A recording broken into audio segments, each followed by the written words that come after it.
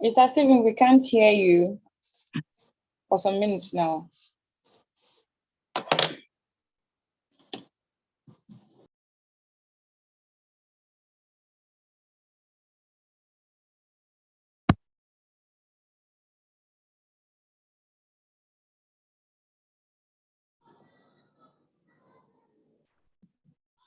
Hello, can you hear me now? Yes, we can hear you now. Oh, I've actually been speaking. What was the last thing you heard me say? The present generation meeting their needs. Okay, so I went on to discuss about the topic for the day. Our topic for the day.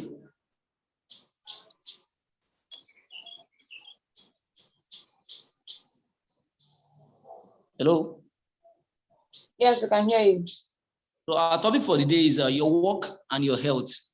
So striking a balance. So that's what we are going to be discussing today. And we have our seasoned speakers to actually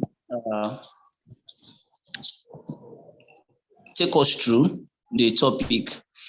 Is our first speaker around? Is she here now? No, but we have to move on at this point.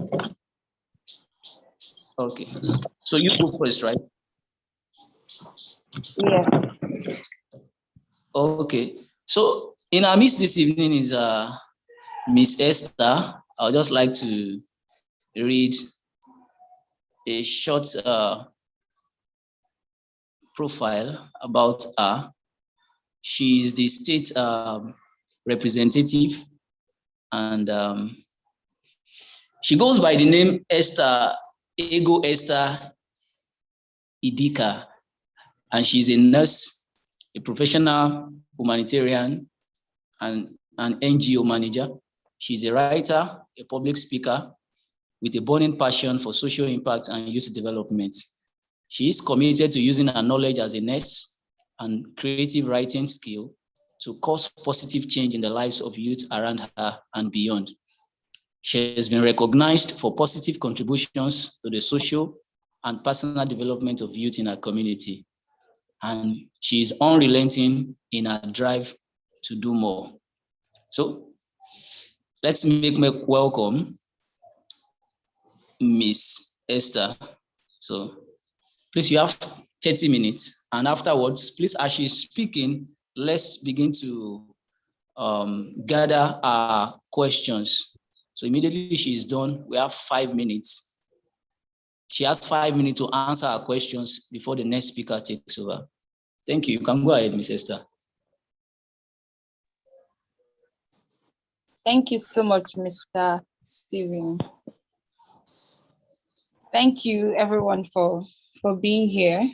And I'd like to thank the organizers SDSN Youth Nigeria. That's the Sustainable Development Solutions Network Nigeria. We had an amazing session yesterday where we looked at climate change and how we can contribute to reducing the effects in our nation. Please, can everyone hear me? Someone is complaining of network in the group. Yes, yes. I guess everybody can hear you. Okay, so today's topic is based on the SDG goal 3, that's good health and well-being. And I think it's a very timely topic considering the hustle culture that is being propagated in our society today. Everyone will agree with me that right now, what is raving everywhere is that you should work hard against all odds. There are some slangs we hear every day, like, you know, get money, they sleep, things like that. And we've embraced it so much, and it has affected and shaped everything we do when it comes to work, career, and other endeavors. But the question I keep asking is, how does this affect us? Do we pause to think of how it affects us, or is it just about the results we want to get and the money we want to make, or the heights we want to reach as individuals? So that's why we brought up this topic, to help us understand the effect of our work on our health and how we can balance it. So I really want this session to be interactive. So I'll start by asking, what's the definition of health to you? When you hear the word health or good health, what does it mean to you? You can unmute and answer, or send your answer in the chat box. I wouldn't want to be just speaking alone. Anyone?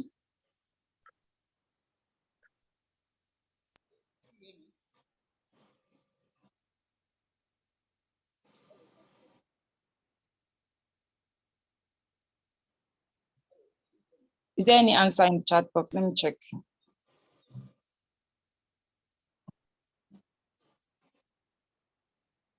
When we talk about good health and health.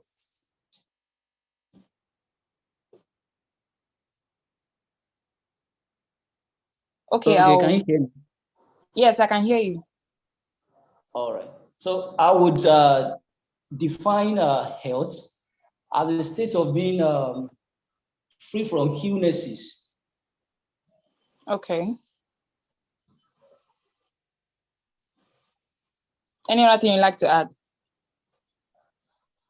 Well, not for now. Maybe as we proceed in the webinar. Okay, that's great. I would like to share my screen at this moment so that we can get into the flow of things. Please let me know when you can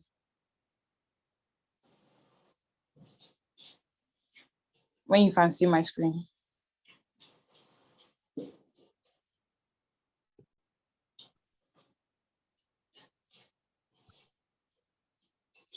Can you see my screen now? Not yet. Okay, it's still blank.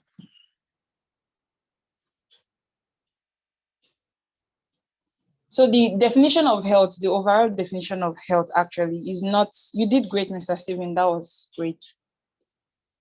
It's not just the absence of illness, but then it covers the overall well-being. That is the state of being healthy, not just in your physical body, but also mentally, socially, emotionally, and otherwise. So when we talk about your health, we're not just talking about your physical well-being. We're not just saying that because you don't have any sickness or you're not suffering from any ailment, that means you're healthy. that is not the only definition of health. So for you to call yourself a healthy person, for you to boldly say, oh, I'm healthy, I'm fine, you should be in a state of well-being, both in your emotions, both in your social life, both in your finances. In fact, it covers so many areas. I know you'll be surprised to hear finances, but yes, that covers it too. So now that we know the definition of health, let's go straight to our topic. How does your work affect your health? Many of us will agree that work can be really stressful. Work can be really, really stressful. No matter how you try to stay on top of your game and all of that, work can really be stressful. So now, what exactly is stress? When we say stress, work is stressful, or I'm feeling stressed, or today was so stressful. Yes, we use that phrase a lot. Today was so stressful. What exactly does it mean when you say you had a stressful day, or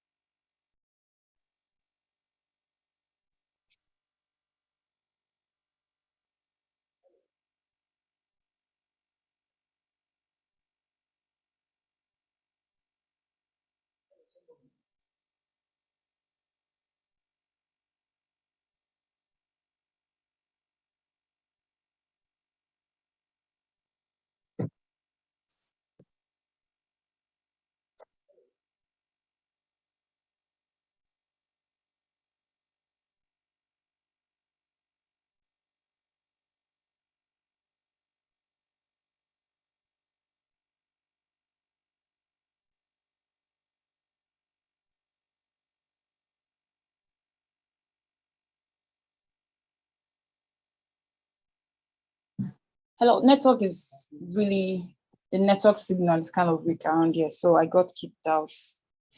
Can anyone hear me? Yeah, we can hear you, Esther. Please, I need access to share my screen at the moment. Who needs to give you access, please?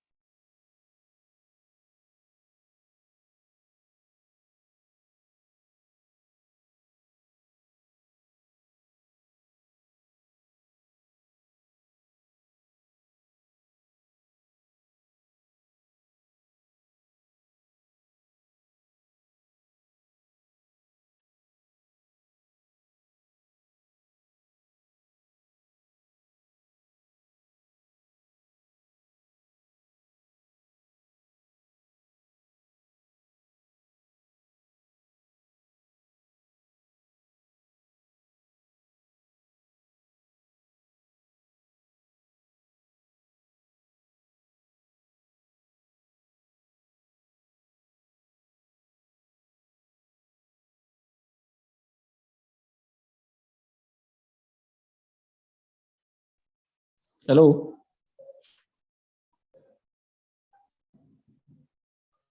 Hello, Miss Esther.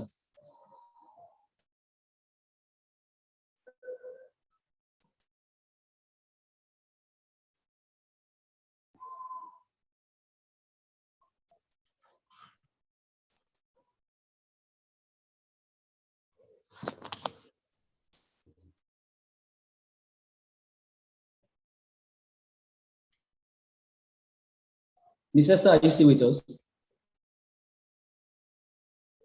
Okay. Yes, I've connected back. Sorry, the signal is really weak right there. Sorry about that. So we stopped. Yes, I think it's much better now. I apologize for that. So I think I stopped at what stress is. Stress is your body's natural response to perceived threat or danger. The danger could be maybe a robbery attack or a dog chasing you. I know to some people, the worst thing that will ever happen to them is for a big dog to chase them out of nowhere. So those are examples of threats or dangerous situations. So how does your body react to stress? What happens when you feel stress or there is danger and your body needs to react? So what happens is that your hypothalamus sets off an alarm. This is a part in your brain that sends signals all over the body. So when your body detects, when your brain detects stress or danger or a threat around you, what happens is that this part of your brain, the hypothalamus, it sets off an alarm. And what happens then is that the next thing is that your adrenal glands, they are located above our kidney. They release two hormones. The first one is adrenaline. I'm sure we must have learned about it maybe in biology or things like that. We call it the fight or flight hormone. So once it's released, it's either you're going to fight or you're going to run away from whatever that is in front of you, whatever the danger is. So then there's another hormone it releases, that is cortisol. And cortisol is a stress hormone, is the primary stress hormone. So these are the two things your body releases at that moment. Then the next thing that happens is that your heart rate increases and your blood pressure also increases at that moment. If you can think back to the last time someone was threatening you or wanted to fight you, or someone came to attack you, or a dog was chasing you, or you were just in a situation where you were anxious and scared, what happens? If you can remember, your heart started beating way more faster and you could almost feel your blood pumping through your veins. Now, the next thing is that your blood sugar level at that point is going to increase because your body is ready to react. So it needs all the glucose, that sugar it can get. So that increases. And also any other process that is not really going to help you to fight or run at that moment, your brain is just going to reduce that process, like bring it to the barest minimum. So that includes your digestive system. The process is going on there is suppressed at that moment. In any other part of your body that is really not going to help you to either fight or run is suppressed. Whatever process is supposed to do at that moment, suppressed.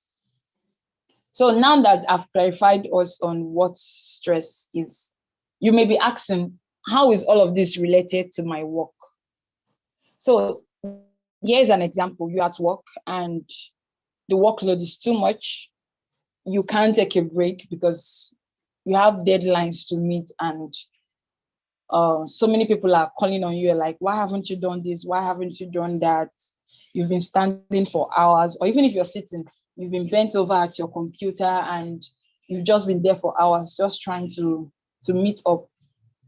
In that kind of situation, your body interprets that, your brain interprets that as a perceived threat or danger. So that is the connection to all I've been saying about how your body reacts to stress. So once your body detects that, okay, we are under threat, they are coming at you with, oh, why haven't you submitted that file? Why haven't I seen that report? Come and attend to this and that. Your body goes into that fight or flight mode. So adrenaline is released. Let me go back to that slide. At that point, your heart rate is increasing and cortisol is released into your body. So now the thing is, the way our body is programmed, when these two hormones are released and you take action and the threat goes away, maybe the dog goes back or someone takes the dog away or the armed robber is taken away. Once that threat is removed, within some minutes, depending on the level of reaction you had, everything is supposed to go back to normal, okay? Your body is supposed to return to normal. The cortisol and everything is supposed to go back from your bloodstream and all that. It's not supposed to be there again. But now imagine when you're always stressed. Imagine that every single day you face a situation that stresses you to that high point where all those hormones are released into your bloodstream. What will that lead to? Because we spend most of our hours at work. If you count it, for someone that goes to work at 8 a.m. in the morning and closes by 5 o'clock, you're spending like 9 hours at work. Now imagine 9 hours every day.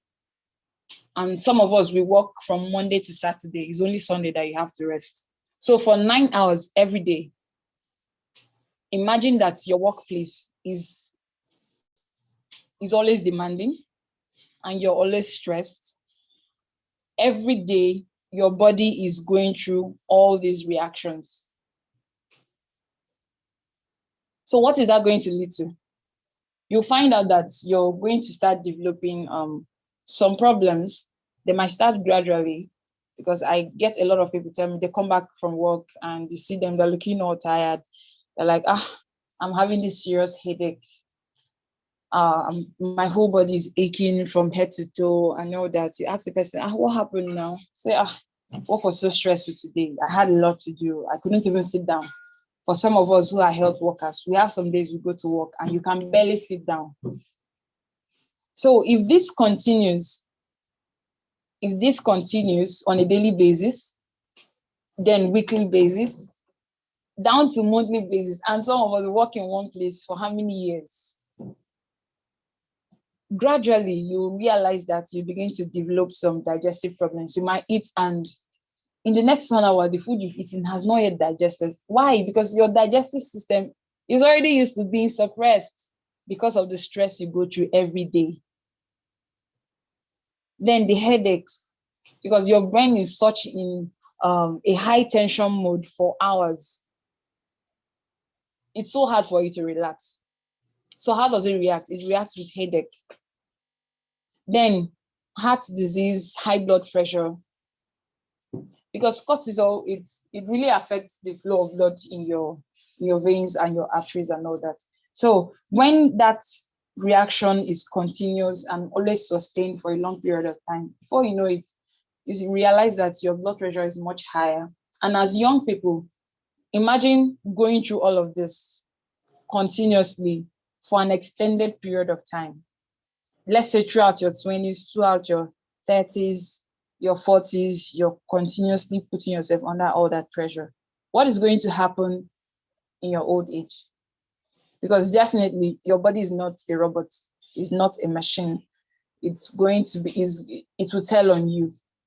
That's just the truth. Then sleep problems. I don't know if anybody can relate to it. There are times when I have a lot to do at work and there are other projects that are so demanding. When I manage to fall asleep after very long hours of work, first of all, it's hard to fall asleep. It will take a longer time for me to fall asleep. And then when I wake up, I feel like I was sleeping and at the same time I wasn't sleeping. So as if my brain was still thinking about work and I was still thinking of so many things that I've still not done. So what does that lead to? You sleep after some hours, you wake up and you still don't feel rested. You don't feel like someone that slept. I know some people, you experience, you wake up in the morning and you're already tired. Like you're waking up, but you're already tired. Especially on a Monday morning, you're waking up and you're already tired. For some people, they can barely sleep because they work late into the night And then the few hours they have to sleep, they are struggling to put their bodies to sleep. And then some people begin to resort to sleep medications and all that. How long will you depend on that? And then let me see if our second speaker is here, because she was supposed to take us on the mental aspect. But since she's not here, I'll have to get into that so that we don't miss out on that. She's not here yet. She's not here, okay. So is there anybody here that has a team member or a colleague at work that is always getting on your nerve? It might even be your boss or the superior above you, but there's just this person that has made it a point of duty that every day the person will just have to get on your nerve. Has anybody experienced that? I need a response. Yes, I can relate. You can relate, right? So how does it make you feel? Like once that person starts doing that particular thing or acting in that way, what's your usual reaction at that point? Or how does it make you feel? Okay, it makes me feel fearful, and it puts me on pressure. Okay. Great. So thank you so much for that answer. It makes you feel fearful and puts you on pressure. So now imagine having more than one person like that, because there are some workplaces where we have lots of maybe heads of departments or just people you have to report to, and amazingly, 2 or 3 of them exhibit this kind of attitude that we're just talking about now. So imagine how your work environment will feel having those kind of people around you. This can lead to anxiety, like chronic anxiety. It can get to a point where once you get to work, or even when you're outside work at home, once you remember that person, like once anybody mentions that person's name, your body just reacts, like your mood is just changed, and you're like, please don't talk about that person, or please, I don't even have strength to go to work and face this person again. It can get to a point where you walk into your workplace in the morning. Once you just step your foot in there, your mood changes because you know what to expect. You know what is going to happen. So this can cause you to develop anxiety to the extent that even when you're not even in that work setting that triggers that, if someone else exhibits a similar behavior, you see yourself reacting the exact way you would have reacted if it was that person back in the office. And also, it can cause you to get easily irritated. Let's say at work, you're always feeling pressured, and they're always demanding a lot from you, or even beyond your responsibilities and things like that. They're always getting on your nerves. If it's people in customer service, you always have customers who are asking 20 questions over and over again, or they're always in a hurry and putting all their aggression on you. If you're exposed to that kind of thing for a long time, you find out that even when you're outside your workplace, when someone tries to talk to you or relate to you in any way that is similar to the way your customers do, you might just see yourself getting angry easily. And also, this work stress we're talking about, it can lead to depression. Let me just paint a scenario. You're working in a particular place. You're probably underpaid, and the workload that is on you is, you just can't compare it to what you're being paid. And for that period of time, you don't have any other option, and you just have to keep going there and there. Lots of people are in this kind of situation. They are going to work not because they love the job or they love the office or the organization or anything. They're just going because this is the only option at the moment. This can lead to depression. You get back to work, you're just, because of the whole tiredness, and you just start thinking of everything that is going on. You just look at your career and you're not satisfied. If it's not watched or controlled, you can slip into depression. Or let's say you have a boss that is always talking down on your work. There's no kind of assignment he or she will give you, and you submit it, and he will have any good remark to say. It's always one complaint or the other, and you're not appreciated. All these things put together can lead someone into depression. And also, when it comes to the mental aspects, lack of job satisfaction or excessive stress that is related to work, it can also lead to severe mood swings. Yeah, it might not be depression, but then it could lead to severe mood swings. So when you have all those pressure from work, or you get all those complaints, it just changes your mood. And when you get used to that, even when you're outside the work environment, you just find out that you keep responding in the same way. So now that we've highlighted all of this, the big question is, what's the way out? What's the way out? So I highlighted 4 major ones here. Okay, one is duplicated. That's a mistake. Please ignore that. The first one is exercise. I know someone might think, exercise for everything.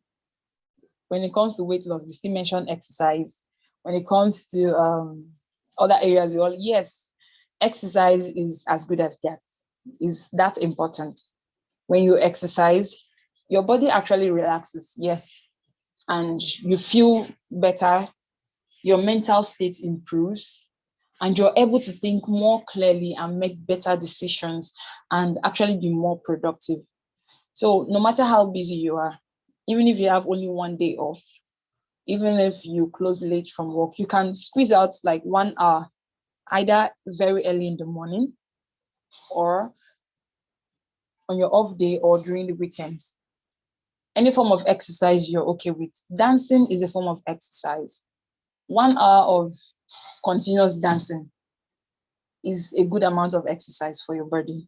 So no matter how your work is, no matter the nature of your work, find a way to put exercise into your routine. Then quality rest and sleep. Quality rest and sleep. We can't exhaust the benefits of rest and sleep.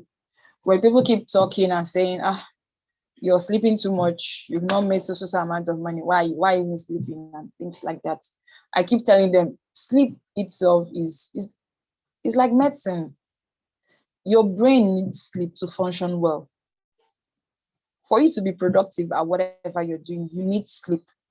So depriving yourself of sleep continuously so that you can be more productive is actually an irony, because sleep will help you to regain strength. It will refresh your brain, your whole body, and make you even more productive. So if you really want to get more results, you shouldn't joke with your sleep time. And rest is important. You can decide that once you are away from work, everything about work ends until it's time to go back to work again. So you forget about everything that is disturbing you about work. Make sure you keep it aside. Once you are at home, it's time for you to focus on yourself and find other things that help you to relax. Then maintaining a healthy diet. I've seen so many people that because of the nature of their work, they hardly cook.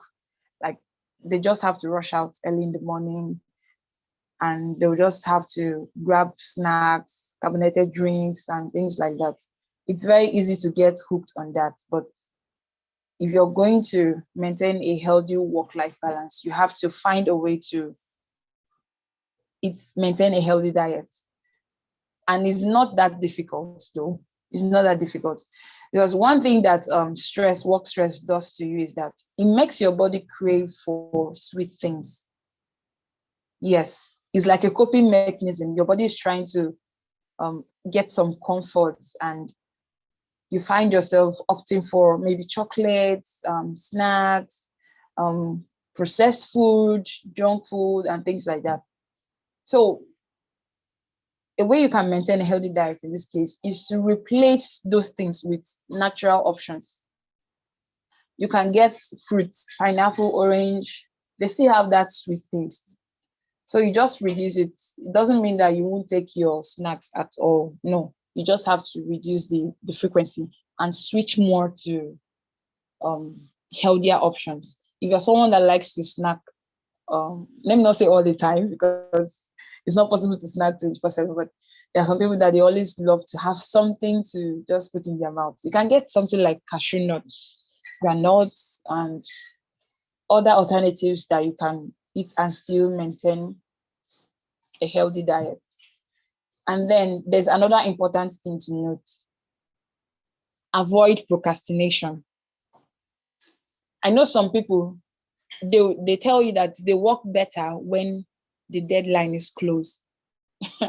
The deadline is on Friday. On Monday, they're still feeling relaxed. They're like, okay, I'll do it tomorrow. Tomorrow turns to Wednesday. It turns to Friday. And it turns to Thursday, sorry. Thursday morning, they're still like, I still have time. Thursday evening, Thursday night, all the inspiration that is in the world comes rushing to their brain at that point. Some people work like that. Once the deadline is not yet close and choking them, they can't get the work done. But you can't continue living like that. If you continue like that, that means you're always going to be stressed and your body is going to respond to it.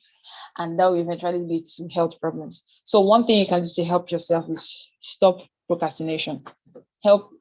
Get your work done earlier. Get your work done earlier so that you don't have to expose your body to that high tension, pressure, and stress in order to meet up with deadlines. Then, for someone that has toxic work colleagues, or you're working in a toxic environment where nobody appreciates you and things like that, if the situation is too toxic, of course, the best thing to do is to find a better alternative, because there's nothing you can compare to peace of mind, good mental state, and working in a favorable environment. But in a situation where that is not possible at the moment, or is not just attainable, or you're still looking out for options, what can you do to protect your mental health and still thrive in that kind of environment? What you can do is this: acknowledge that the reactions you're getting is based on who the person is and not you as a person. Just like everyone will always say, don't take it personal.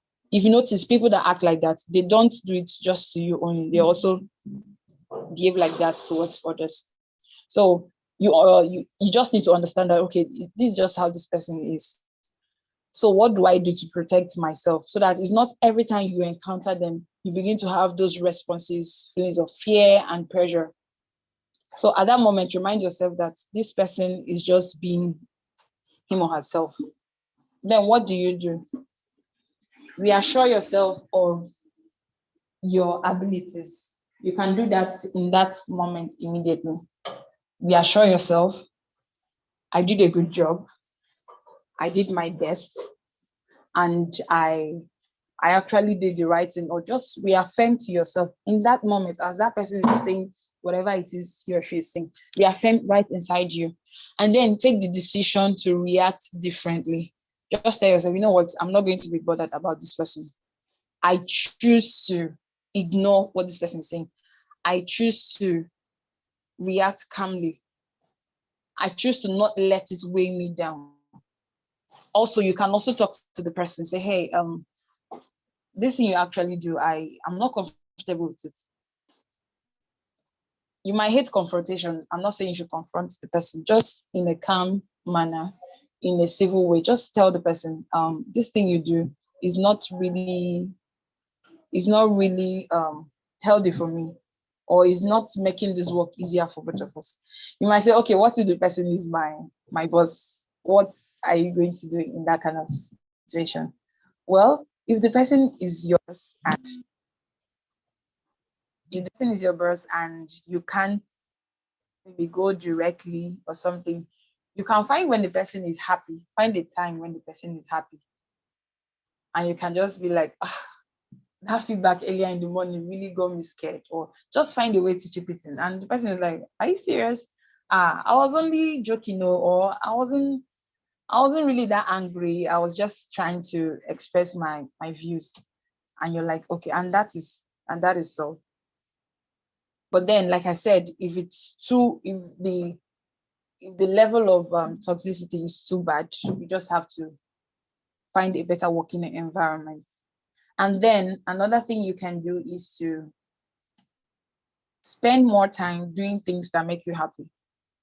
After work, find something else that makes you happy. Is it a hobby? Is it talking with your friends, your family? Create time for that, because you need a balance. You can't spend your whole life just worrying about work, worrying about deadlines and all that. Create time to do other things that make you happy, make you feel relaxed, and then develop other areas of your life. Because if you just focus on your career only and ignore other areas, at some point you look back and see that you didn't create meaningful relationships, friendships, or just do any other thing with your life.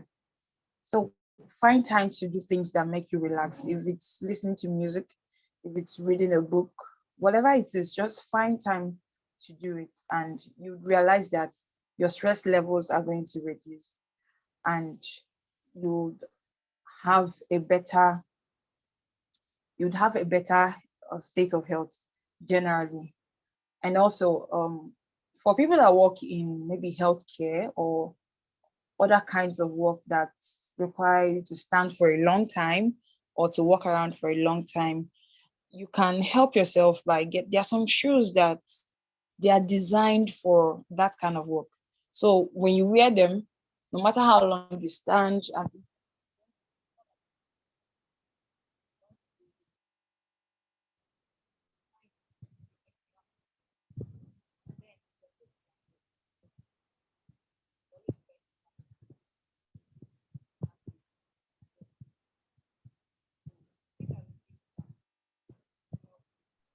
Hello, Miss Esther.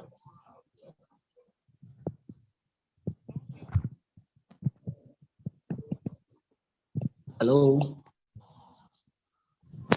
is someone speaking? Think I can hear what someone in the background. Yes, I'm the one speaking. So Did you? if you're speaking, you'd have to increase your volume because you're not so audible.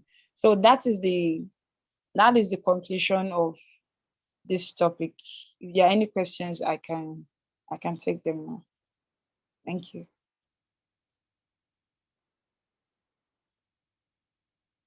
Mr. Steven, are you still here with us? I'm very much here. Can you hear me? I don't know if it's from my end, but your volume is kind of low. Oh.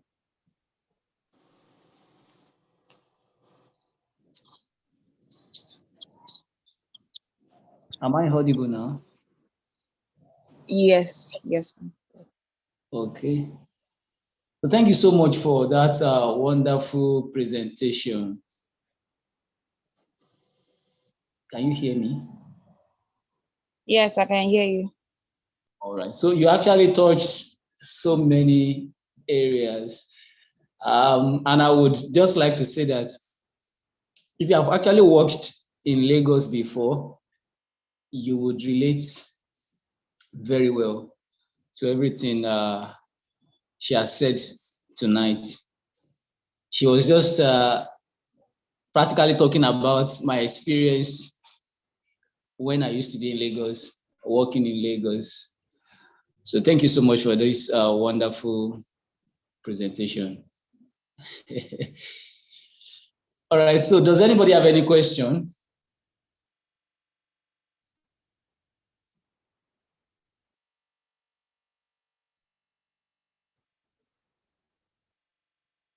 Any question before we Or contributions too, in case you feel like there's anything you'd like to add to. Well, I'm not an health practitioner, but then I just would like to say that everything you said tonight is true, actually. I had the opportunity to do a presentation in January at my former place of work. And based on the way we work there, the kind of environment we work, I had to talk about work-life balance that day. I was actually presenting on New Year resolution for the workplace, and I had some few points. So I needed to add work-life balance to my points. And in short, that point alone got a lot of accolades. Like, people appreciated it a lot because the environment was actually would I say, it's a pressurized environment. Let me just put it like that. You just have to be on your toes. You have to deliver, and nobody wants to understand whether you have an issue and the like. So you have a target to meet at all times. So you have your managers, you have your team leads, and you have your project leads mounting pressure on you. So I had to just bring up that point, work-life balance. And from that day, everybody began to make a change in the way in their attitude towards work. And it actually relates to the part where you mentioned that once you are out of work, once you are done for the day, you can position your mind in such a way that I'm done for the day. So I'm not thinking about anything work until I wake up tomorrow morning and I'm resuming for work. So I think that's one of the best way to go about it. Because imagine you are at home and then you are still thinking about work. You will realize that your mind will not be at rest. So it's better when you are at work, you think about work. Everything about you is work. Then once you are off work, you think about something else. Think about your life. Think about what you like doing. Engage yourself in things that will help you to relax, so that when you wake up the following morning, you feel relaxed, empowered, revitalized, and energized to go again. So thank you so much for your wonderful presentation tonight. And I think in that way, it will help us to actually live a sustainable lifestyle. Yes, you're right about that. Your contribution is so amazing because you helped us to understand the topic even more. Like we said, if you're at work, be at work. If you're at home, make sure you're at home. And yes, you're right, it will help us because we are the world, we are the planet. If the people in the planet are healthy, then we will have the opportunity to create a better place. All our goals, whether it's economic or social, whatever it is, you can't achieve anything if you're not healthy. So this is a very important aspect of the Sustainable Development Goals. All right, thank you so much for your time tonight. So, all right, everybody, thanks for making it tonight. And I want to appreciate us on behalf of the Abia SDG team. Thank you so much for making yourself available for this 2 days virtual webinar. I hope this webinar has been able to enlighten us, sensitize us, and give us an improved knowledge about the 2 goals that it has shed light upon. So thank you so much and have a great evening. Bye for now. Thank you, Ms. Esther. Thank you. Thank you, Mr. Stephen. Thank you, everyone. I had an amazing. All right. Good night, everyone. Yeah, thank you. Good night. Right. Bye.